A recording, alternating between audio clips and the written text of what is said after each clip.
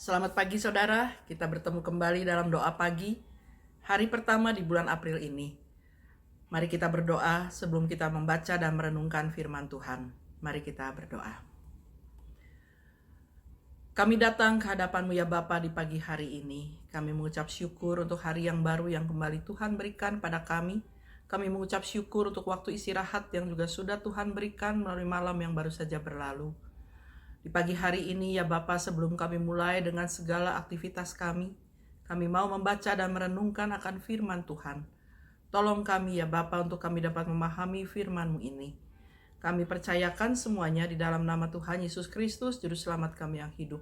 Kami berdoa. Amin.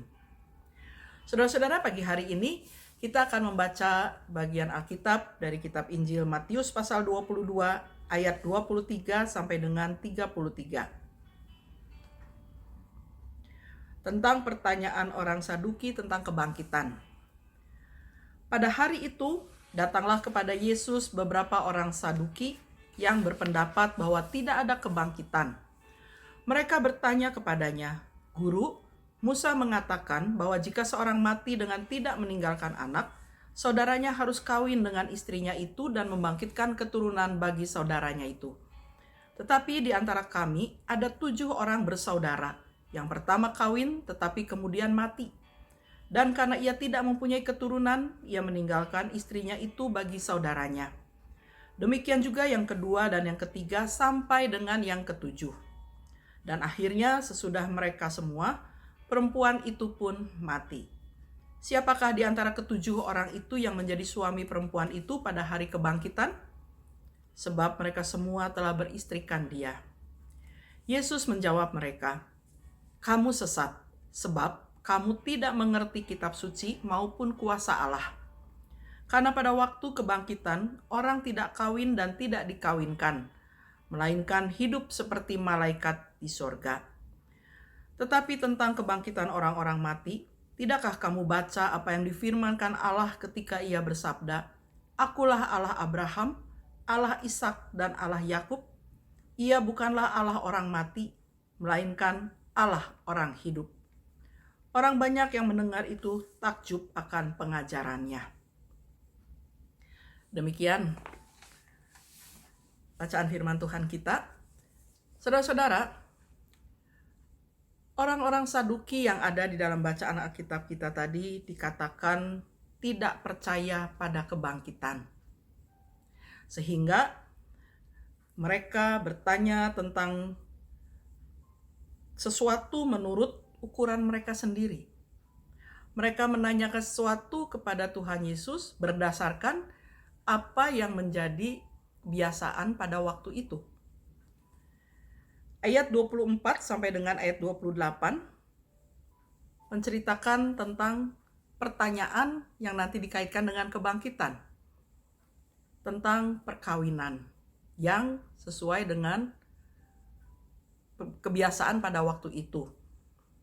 Dan terakhir dikaitkan dengan kebangkitan. Dengan pertanyaan tadi, siapakah di antara ketujuh orang itu yang menjadi suami perempuan itu pada hari kebangkitan? Sebab mereka semua telah beristrikan dia. Itu sebuah tradisi pada waktu itu bahwa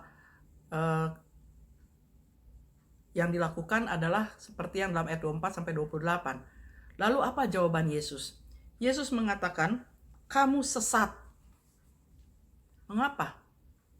Yesus mengatakan, "Sebab kamu tidak mengerti kitab suci maupun kuasa Allah." Nah, saudara-saudara, apa yang terjadi pada waktu itu seringkali juga menjadi pertanyaan banyak orang pada masa kini. Terlihat dari banyaknya orang yang kemudian takut mati. Mengapa? Karena kita masih melihat juga banyak orang yang bertanya, "Kalau saya mati, nanti bagaimana ya?" Atau waktu muda tidak pernah berpikir soal kematian. Ketika badannya masih sehat, Dia juga tidak pernah berpikir soal kematian. Tetapi ketika usia semakin lanjut, ketika tubuh mungkin juga mulai lemah atau mungkin sakit, maka mulailah memikirkan soal kematian. Muncul banyak keraguan dan juga mungkin takut menghadapi kematian. Kemana saya kalau sudah mati? Itu yang menandakan bahwa mereka punya pemahaman ketika meninggal atau mati hanya berakhir di lubang kubur. Mungkin ini yang menyebabkan banyak orang kemudian pesan kepada anak-anaknya ketika mau meninggal, nanti rawat baik-baik kuburan mama atau kuburan papa, karena ingat ya, di situ ada mama, di situ ada papa. Saudara, tapi ada juga orang yang tahu bahwa akan kembali ke rumah bapa jika dia meninggal. Tapi ketika kematian semakin dekat, lalu muncul keraguan-raguan tadi, seolah-olah yang selama ini dia yakini justru jadi pertanyaan, benarkah kalau saya mati akan pulang ke rumah Bapa? Memang saudara, kadang-kadang pikiran-pikiran manusia yang seperti itu muncul di saat-saat tertentu, di kondisi-kondisi tertentu. Tetapi melalui firman Tuhan di pagi hari ini, kita diyakinkan kembali bahwa kehidupan atau kebangkitan itu sungguh ada, sungguh nyata.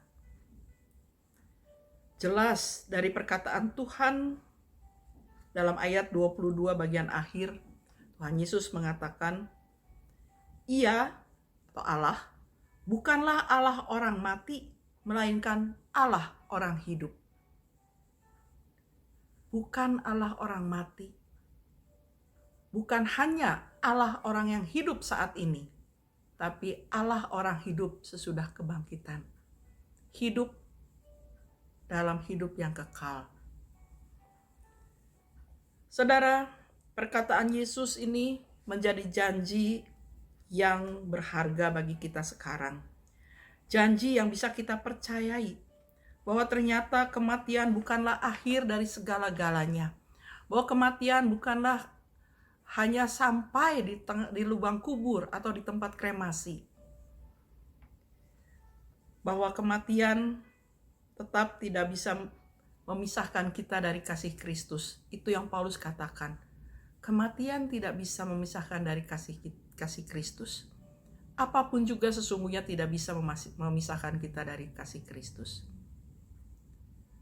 Buktinya, kasih Kristus membuat dia mati di kayu salib, bahkan dikuburkan dan bangkit pada hari ketiga. Dan Yesus sendiri mengatakan, di mana aku berada, engkau pun akan berada. Saudara, Paulus dalam kesaksiannya selalu mengatakan kerinduannya akan hidup bersama dengan Allah. Karena dia percaya ada kebangkitan sesudah kematian. Dan seperti pengakuan iman kita juga, biarlah kita boleh mengakui hal yang sama. Aku percaya kepada kematian, kebangkitan, dan hidup yang kekal. Yang kita ungkapkan setiap hari Minggu. Biarlah itu juga boleh menjadi sebuah yang nyata dalam perjalanan hidup kita. Sehingga kita tidak takut lagi ketika kita menghadapi kematian. Karena kita tahu ada kebangkitan. Sebagaimana Yesus mati dan dikuburkan, dia bangkit pada hari yang ketiga. Demikian pula dengan kita. Kita akan bangkit dan hidup di rumah Bapa, tempat yang kekal. Dan seperti apa? Kita tidak pernah tahu. Tuhan hanya mengatakan di dalam ayatnya yang ke-30 bagian akhir, hidup seperti malaikat. Artinya bukan menjadi malaikat, tapi seperti malaikat yang tidak lagi terikat dengan perkara-perkara dunia. Tidak lagi terikat pada situasi-situasi di dunia. Tapi sesuatu yang sangat indah, hidup yang kekal.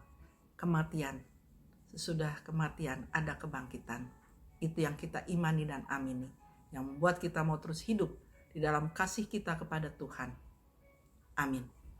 Mari kita berdoa.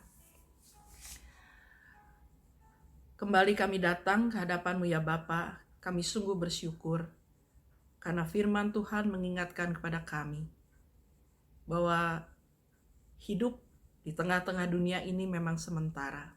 Tetapi ketika kami menghadapi maut pun, kematian pun, kami ingat dan percaya bahwa ada kebangkitan. Bagi setiap orang yang percaya adalah hidup yang kekal itu yang Engkau janjikan. Terima kasih ya Bapa. Mampukan kami untuk boleh menjalani kehidupan di dalam kasih dan kesetiaan kami kepada Tuhan. Hingga janji itu menjadi milik kami. Hidup yang kekal, hidup bersama dengan Tuhan selamanya. Bapa, saat ini kami berdoa bagi bangsa dan negara kami. Di tengah-tengah pergumulan virus corona ini, tolonglah para pemimpin kami ya Bapa, baik di pusat sampai di daerah. Berikan mereka hikmat akal budi, sehingga mereka tahu apa yang harus mereka lakukan untuk mengatasi virus corona ini. Kami percaya Bapa, bahwa segala sesuatunya ada dalam kendali Tuhan. Begitu pula kami sebagai rakyat Indonesia, ajar kami juga untuk kami dapat mentaati apa yang menjadi peraturan pemerintah untuk mengatasi situasi sekarang ini. Biarlah kami boleh taat pada aturan yang ada, sehingga kebaikan juga boleh terjadi. Ya Bapa, kami berdoa bagi para pasien penderita COVID-19 ini. Berikan mereka juga kesabaran, berikan mereka keteguhan, dan biarlah mereka boleh tetap memiliki semangat di dalam masa-masa pengobatan atau pemulihan, sehingga di dalam rencana Tuhan yang baik, mereka juga boleh dipulihkan, mengalami kesembuhan. Begitu pula bagi para dokter, perawat, dan tenaga medis yang menangani ini, Bapa. Biarlah mereka juga Tuhan berikan kekuatan dan semangat serta cinta kasih. Sekalipun memang tidak mudah, tetapi di dalam perlindungan-Mu ya Bapa, mereka boleh terus ditopang dan dikuatkan. Kami mohon kepada-Mu ya Bapa, berikan mereka kekuatan dan kesehatan yang baik. Kami percayakan mereka di dalam penyertaan dan tangan kasih-Mu saja. Bapa, kami juga mempercayakan hidup kami sepanjang hari ini, dengan segala rencana yang kami miliki, dengan segala kegiatan dan tanggung jawab yang harus kami lakukan. Kami mau percayakan dalam tuntunan tangan kasih-Mu, dalam penyertaan-Mu, hingga kami dimampukan melewati hari ini dengan baik dan benar. Terima kasih Bapa. Kami serahkan seluruh permohonan dan ucapan syukur kami ini. Hanya di dalam nama Tuhan Yesus Kristus, Juru Selamat kami yang hidup, kami berdoa. Amin. Saudara, selamat pagi, selamat beraktivitas. Tuhan memberkati dan menyertai saudara-saudara.